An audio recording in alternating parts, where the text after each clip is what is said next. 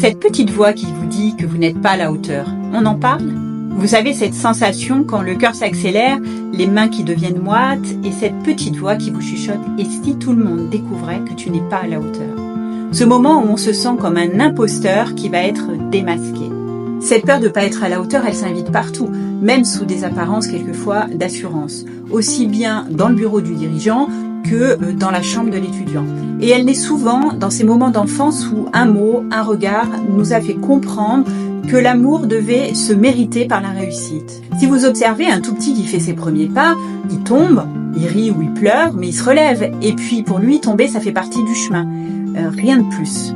Et puis, il y a un moment où il y a quelque chose qui change dans notre regard et où nos erreurs deviennent finalement des preuves de notre incapacité.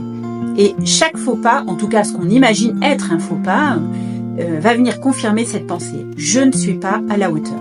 Et cette peur agit comme un GPS défectueux, elle nous détourne de notre route, elle nous pousse vers le perfectionnisme ou alors elle nous paralyse complètement.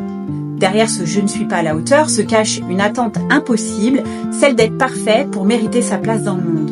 Si on regarde bien, c'est comme si on voulait marcher avec un sac rempli de pierres en se demandant pourquoi on s'épuise. Alors la bonne nouvelle, c'est que ces attentes irréalistes sont des poids que nous pouvons déposer.